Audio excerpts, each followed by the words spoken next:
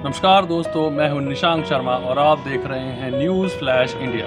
अगर आपने अभी तक हमारे इस चैनल को सब्सक्राइब नहीं किया है तो please do it right away. और अगर आप चाहते हैं कि हम आपके खास कार्यक्रमों को अपने चैनल के माध्यम से प्रसारित करें तो उसके लिए आप स्क्रीन पर नीचे दिए गए नंबरों पर हमसे संपर्क कर सकते हैं। नमस्कार दोस्तों, मैं हूं निशांक शर्मा और आप देख रहे हैं न्यूज़ फ्लैश इंडिया। आज हमारे साथ बात करने के लिए एक ऐसी शख्सियत हैं जिन्होंने युवाओं को एक प्रेरणा देने का काम किया है, तो वहीं देश के इतिहास को बचाने के लिए एक आंदोलन का भी वो हिस्सा रहे हैं। आइए स्वागत करते हैं कार्यक्रम में और बात करते हैं रविंद्र भाटी गुजर से। जी, कार्यक्रम में बहुत बहुत स्वागत है। जी धन्यवाद जी। रविंद्र जी, ये बताइए कि किस तरीके का आपका जो राजनीतिक इतिहास रहा है और समाज में किस तरीके से आप अपनी जिम्मेदारियों का निर्वहन करते आ रहे हैं। देखिए, आदमी कोई भी व्यक्ति किसी भी राजनीतिक पार्टी में आता है, चुनाव लड़ता है, उसका उद्देश्य होता है समाज सेवा। तो जरूरी नहीं कि एमपी एमएलए बनकर ही समाज की सेवा की जाए। यदि आदमी के मन में इच्छा शक्ति मजबूत है और वो एक जुनून है, एक लगन है, तो वो लोगों की, मजदूरों की, गरीबों की, किसानों की, सबकी मदद बिना पद पे भी रह सकता है। तो मैंने तो पिछले 18 वर्षों से प्रयास ये किया है, चाहे युवाओं के लिए रोजगार हो, चाहे किसानों की लड़ाई हो, चाहे अन्य सामाजिक कार्य हो, चाहे कोरोना में गरीबों के लिए, मजदूरों के लिए भोजन की व्यवस्था हो, जितना अपने से हो सका हमेशा जो बढ़ चढ़ के प्रयास किया है कि लोगों के काम आ सके। तो आपने जिस तरीके से अभी तक अपनी राजनीति शुरू की, आज आज़ाद समाज पार्टी में भी एक पदाधिकारी के तौर पर आप हैं, पूरा वेस्ट यूपी का चुनाव आप देख रहे हैं, तो चुनावी रूपरेखा के तौर पे किस तरीके से आज का परिवेश आप देख रहे हैं। देखिए, राजनीति में धनबल का प्रचलन बहुत बढ़ गया था। तो धनबल की राजनीति को खत्म करने के लिए अच्छे और योग्य और ईमानदार और संघर्षशील युवाओं के लिए हमने एक प्लेटफॉर्म तैयार किया है कि जरूरी नहीं है वह जो राजा का बेटा राजा बनेगा। और एडवोकेट चंद्रशेखर आजाद जी ने पिछले 4 साल से संघर्ष के बल पे जो एक राजनीतिक विकल्प, राजनीतिक प्लेटफॉर्म दिया है युवाओं को कि अब गरीब का बेटा भी एमपी एमएलए बन सकता है, मुख्यमंत्री बन सकता है, एक झोपड़ी में रहने वाला भी। अब जरूरी नहीं है कि उसे टिकट खरीदने के लिए पैसे चाहिए या जो जिसके पास पैसे हैं वही चुनाव लड़ेगा। तो हमने जो साइकिल पे चलने वाला कार्यकर्ता है, इस बार के चुनाव में आजाद समाज पार्टी ने एडवोकेट चंद्रशेखर आजाद जी के नेतृत्व में अच्छे लोगों को, ईमानदार लोगों को, गरीब लोगों को बहुत सारी सीटों पे विधायक बनने के लिए उनके टिकट किए। चंद्रशेखर को आज दलितों का एक युवा नेता के तौर पर लोग देख रहे हैं, तो ऐसे में मायावती की पार्टी जो है बसपा, उसको भी लोग एक दलितों के हितैषी के तौर पर देखते थे। तो ऐसी क्या जरूरत पड़ गई कि चंद्रशेखर को अलग पार्टी बनाने की जरूरत पड़ी? क्या मायावती की विचारधारा से उनकी विचारधारा मेल नहीं खा रही है? देखिए, बाबा साहब का संविधान, doctor B are Ambedkar ji का हमको राजनीतिक दल बनाने का और संविधान आर्टिकल 19 कोई संगठन बनाने की इजाज़त देता है। तो दूसरे जो विचारधारा है उनकी बहुत सारी पार्टी हैं। यदि बहुजन विचारधारा की एक और पार्टी आजाद समाज पार्टी देश के युवाओं के सामने, देश के लोगों के सामने विकल्प के तौर पर हमने एक प्लेटफॉर्म दिया है, तो इसमें कोई बुराई नहीं है कि एक दल है वही जो लोगों के लिए रहेगा, बहुजन विचारधारा वाले। यदि 2 दल भी हो जाते हैं तो लोगों के पास ऑप्शन रहेगा। यदि बहन जी का बहुजन समाज पार्टी विचारधारा लोगों को पसंद नहीं है तो एडवोकेट चंद्रशेखर आजाद जी की आइडियोलॉजी और उनके काम करने का जो तरीका है, जो लोगों के लिए न्याय के लिए उनकी तड़प है, तो वो एक लोगों के लिए एक मौका है। हम इसे एक मौके के रूप में देख सकते हैं, एक विकल्प के रूप में देख सकते हैं, क्योंकि आजाद समाज पार्टी का जन्म, भीम आर्मी का जन्म आंदोलनों से हुआ है, संघर्ष से हुआ है, जेलों से हुआ है। तो हमारी जो पार्टी है वो एक युवाओं के लिए एक नई क्रांति लेकर आई है कि अब हम युवा किसी के धनबल के भरोसे नहीं है कि यदि पैसे होंगे तो तभी हम चुनाव लड़ पाएंगे। आजाद समाज पार्टी के लिए उनका स्वागत है, अच्छे उम्मीदवारों को, योग्य उम्मीदवारों का, ईमानदार लोगों का, संघर्षशील लोगों का। तो युवाओं की अगर आप बात कर रहे हैं तो युवाओं के तौर पे अखिलेश यादव को एक युवा मुख्यमंत्री का चेहरा हमने देखा था और ऐसे ही युवा मुख्यमंत्री से आपकी पार्टी गठबंधन भी करने वाली। तो ऐसा क्या हो गया कि गठबंधन नहीं हो पाया और अब जो वर्तमान में चुनावी रूपरेखा चल रही है उस परिवेश को आप कैसे देख रहे हैं? देखिए, वो अब बीते समय की बात होगी, ये पास्ट की होगी। हमें आगे बढ़ना चाहिए हमें, क्योंकि सेकेंड फेज का चुनाव है, 10 फरवरी और 14 फरवरी को पहले और दूसरे चरण का चुनाव है। अब हमारा सारा ध्यान सारा फोकस हम आने वाले चुनाव पे, आने वाले चरणों पे हैं। और जो विपक्ष की भूमिका एडवोकेट चंद्रशेखर आजाद जी ने पूरे देश में निभाई 5 साल, आज जनता के सामने एक विकल्प है कि जो अपने घरों में बैठ के राजनीति करते हैं, जो लोग केवल अपने ऐसी महलों से बाहर नहीं निकलते हैं, जब जनता को जरूरत होती है, जब मुद्दों पर जरूरत होती है, जब किसानों को जरूरत होती है, तो एडवोकेट चंद्रशेखर आजाद जी पूरे 5 साल सड़कों पर रहे हैं। और इसी अपने संघर्ष के दम पे वो जनता के बीच में अब जनता से अपेक्षा करेंगे कि उनके वो जो एडवोकेट चंद्रशेखर आजाद जी और उनकी टीम को वो चुने और आगे हमें काम करने का मौका दें। तो चंद्रशेखर तो ये कह रहे हैं कि समाजवादी पार्टी जो है दलित विरोधी है, वो दलितों को जो है आगे बढ़ता हुआ नहीं देख सकती है, जिस तरीके से उन्होंने बयान अपने दिए। और अब प्रत्याशियों की घोषणा हो गई, आप चुनाव के रण में आ चुके हैं, अपने प्रत्याशी आपने घोषित कर दिए हैं, तो मतलब कहीं ना कहीं आघात लगा या धोखा मिला, किस तरीके से वो जो पूरा घटनाक्रम है उसे कैसे देख रहे हैं? देखिए, जो जितनी भी पार्टियां हैं देश में, सबकी अपनी अपनी विचारधारा है, सबके अपने अपने एजेंडे हैं। हमारी पार्टी की अपनी एक विचारधारा है। हम 85% जो बहुजन समाज है उसको एकजुट करके और उनके जो हक अधिकार छीने गए हैं उनके लिए हम संघर्षरत हैं। और इसीलिए हमने जब देखा कि 5 साल में भीम आर्मी और आजाद समाज पार्टी कार्यकर्ताओं पर सैकड़ों मुकदमे लगे, हम पे भी लगे, एडवोकेट चंद्रशेखर आजाद जी पे भी लगे, तो हमने सोचा कि जो मान्यवर साहब ने कहा था कि सत्यारूढ़ी जो चाबी है वो बहुत सारे जो समस्याओं की जो समाधान है, बहुत सारे तालों की एक अकेली चाबी है। यदि आप राजनीतिक रूप से मजबूत होते हैं तो बहुत सारे साथियों का, बहुत सारे लोगों का एक साथ भला कर सकते हैं।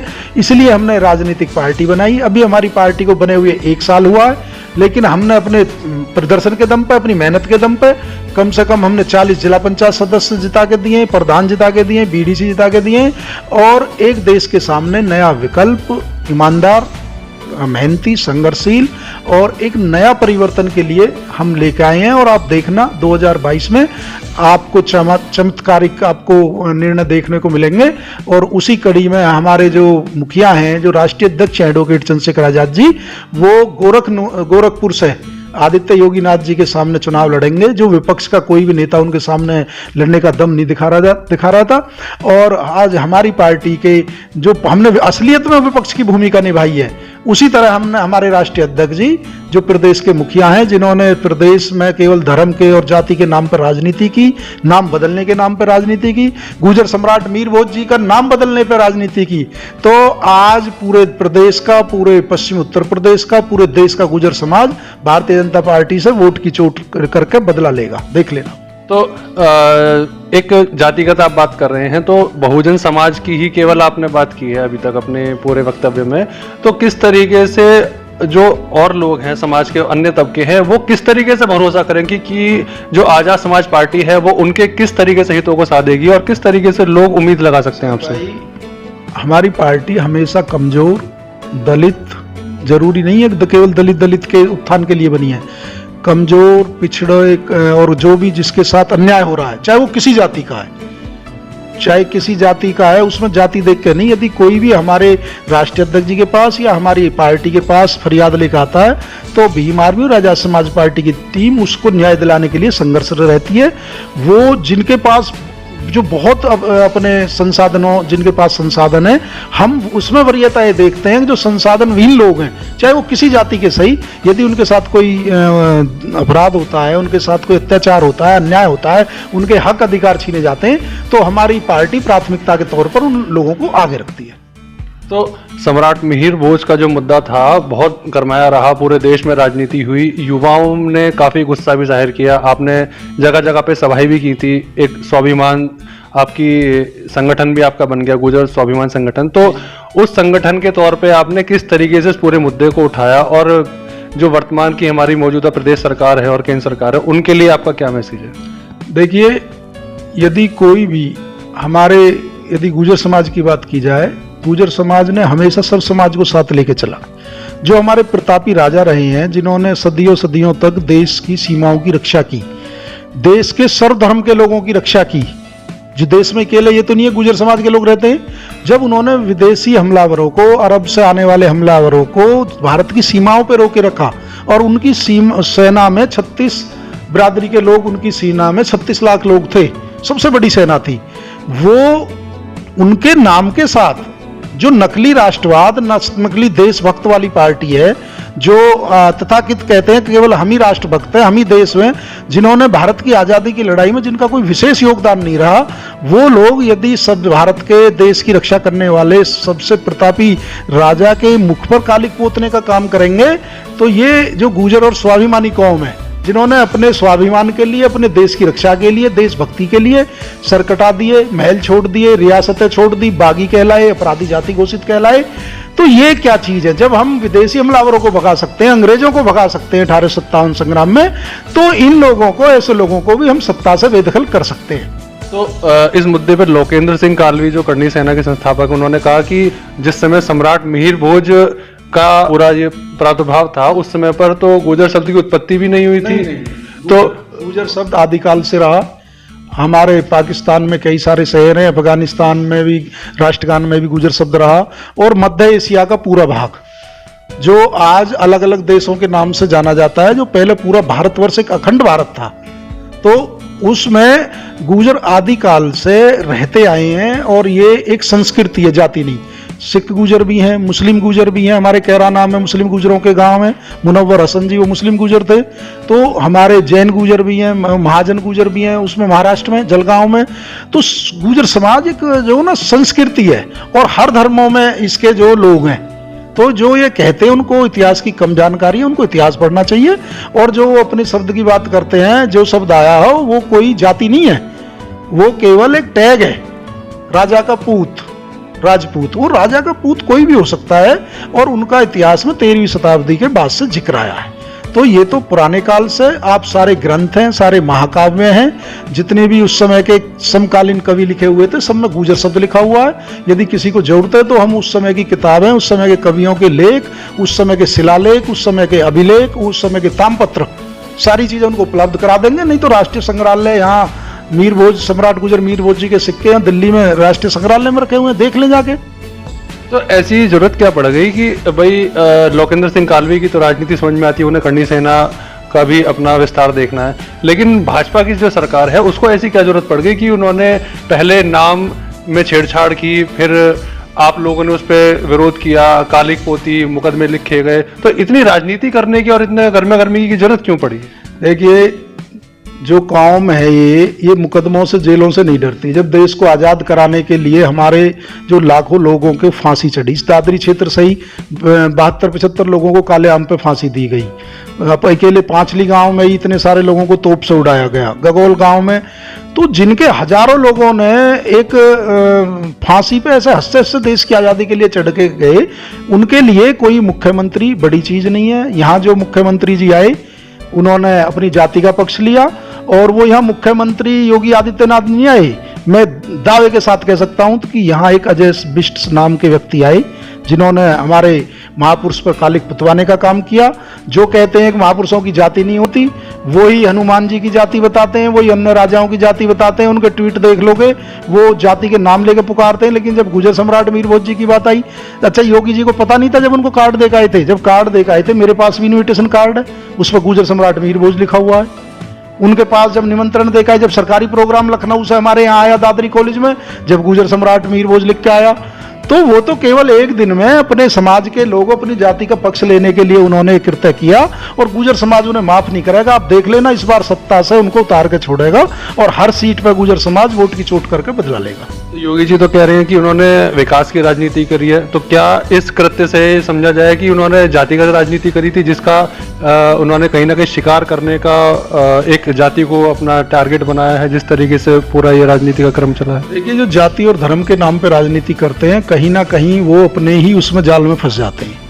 योगी जी यहाँ अपने ही जाल में फंसे हैं। वो नाम बदलने की राजनीति, वो हिंदू मुस्लिम की राजनीति, कब्रिस्तान शमशान की राजनीति, उन्होंने क्या विकास किया है? यहाँ कोरोना काल में हजारों लोग मर गए, उनको ऑक्सीजन नहीं मिली, उनको सिलेंडर नहीं मिले, उनको दवाई नहीं मिली, उनको इलाज नहीं मिला। आप उनका अंतिम संस्कार करने के लिए लाइन लगी रही, 2-2, 3-3 दिन वेटिंग रही। क्या विकास किया आपने? आप इलाज नहीं दे पाए, आप मास्क फ्री नहीं दे पाए, आप जो सैनिटाइजर नहीं दे पाए, आप कौन से विकास की बात करते हो? हमने तो कोई उनका विकास देखा नहीं है। बिजली का बिल यहाँ यूपी में इतना है जितना पूरे देश में कहीं इतना बिजली का बिल नहीं है। हरियाणा में उनकी सरकार है, वो वहाँ 4 रुपये 5 रुपये यूनिट है, यहाँ 7-8 रुपये यूनिट है। यहाँ किसान का सिंचाई का बिल बहुत महंगा है। आप मुझे एक विभाग बता दो, सारी कंपनियों में निजीकरण, सरकारी विभागों में निजीकरण कर दिया, सारा रोजगार खत्म कर दिया, सारी जो बिजली आपके डीजल पेट्रोल की कीमतें देख लो, रसोई गैस की कीमत देख लो, खाद्य पदार्थों की कीमतें देख लो, मुझे बता दिए जीडीपी देख लो, कौन सा ऐसा क्षेत्र है जिसमें इन्होंने काम किया है। ये केवल अली और महाबली के ऊपर चुनाव लड़ते हैं। अब के जनता जान चुकी है, अब के जनता इनका इलाज कर देगी, आप देख लेना। तो इस बार आजाद समाज पार्टी ने अपने प्रत्याशी उतारे हैं और किस मुद्दे पर और कितनी मजबूती से इस चुनाव को लड़ने वाले हैं, कितने दलों का समर्थन आपको मिल रहा है? देखिए, हम अपने संघर्ष के दम पे, अपने काम के दम पे चुनाव में जा रहे हैं और युवाओं को मौका दे रहे हैं, ईमानदार लोगों को मौका दे रहे हैं, गरीब कार्यकर्ताओं को मौका दे रहे हैं। हम सारी सीटों पर चुनाव लड़ रहे हैं। 12-13 दल हमारे साथ जो गठबंधन में आए हैं, उनके साथ लड़के जो छोटे छोटे दल है जिनको कोई नहीं पूछता, जो बेचारे जो अन्याय के खिलाफ एक अपनी नई विचारधारा को लेकर लड़ना चाहते हैं, उन सबको दलों को हमने साथ मिलाया है। बड़े दिलों से हमारा अनुभव अच्छा नहीं रहा और कल लखनऊ में भी एक बड़ा गठबंधन होने जा रहा है। बहुत सारी छोटे छोटे दल हैं, वो एडवोकेट चंद्रशेखर आजाद जी के नेतृत्व में कल लखनऊ में प्रेस कॉन्फ्रेंस करेंगे और हम पूरी मजबूती के साथ, हमारे कार्यकर्ता पूरी मजबूती के साथ चुनाव लड़ेंगे और आप देखना यूपी की राजनीति में एक नया बदलाव होगा। नए धन बल की राजनीति खत्म होगी, अच्छे और ईमानदार लोगों को आगे लाया जाएगा। और अंत में जनता के लिए आपका क्या संदेश है?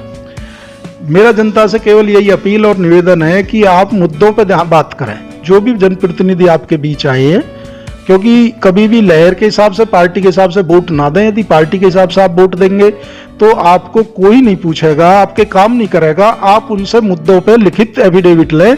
यदि आप विधायक चुन के आते हैं तो आपने जो वादा किया है, जो आपने घोषणा पत्र किया है, आप इसे पूरा करेंगे। यदि कोई पुराना सीटिंग एमएलए है तो आप उससे उसका रिपोर्ट कार्ड पूछें कि आपने 5 साल में रोजगार के मुद्दे पे क्या किया, किसानों के मुद्दे पे क्या किया, पंचायत चुनाव के मुद्दे पे क्या किया, और तमाम मुद्दे हैं उन पे। खेल के स्तर पे आपने क्या किया, शिक्षा के स्तर पे आपने क्या किया, चिकित्सा के स्तर पे आपने क्या किया, इन सारों पे उनकी जवाब मांगे। और यदि कोई पुराने विधायक हैं जो सीटिंग थे, आप उनसे इन पे सारे पे उनकी रिपोर्ट देखें। केवल एमपी एमएलए को शादियों में बुलाने के लिए, दावत खवाने के लिए नहीं बनाना चाहिए। आपने विधानसभा में कितने क्वेश्चन उठाए जनहित के, उनका सारा रिपोर्ट कार्ड देकर और तब अपना मतदान करें। धन्यवाद। रविंद्र भाटी गुर्जर, जिन्होंने एक नई राजनीति की शुरुआत करते हुए युवाओं को एक संदेश दिया है कि विकास की राजनीति और उन मुद्दों की राजनीति करने की अब जरूरत है जिनसे आज का युवा है वो प्रभावित हो रहा है। कहीं ना कहीं जातिगत राजनीति के तौर पर आज का देश बहुत पीड़ित हो चुका है, जिससे हमें सबक लेकर आगे बढ़ने की जरूरत है। आज के कार्यक्रम में इतना ही। मुझे दीजिए इजाजत। धन्यवाद।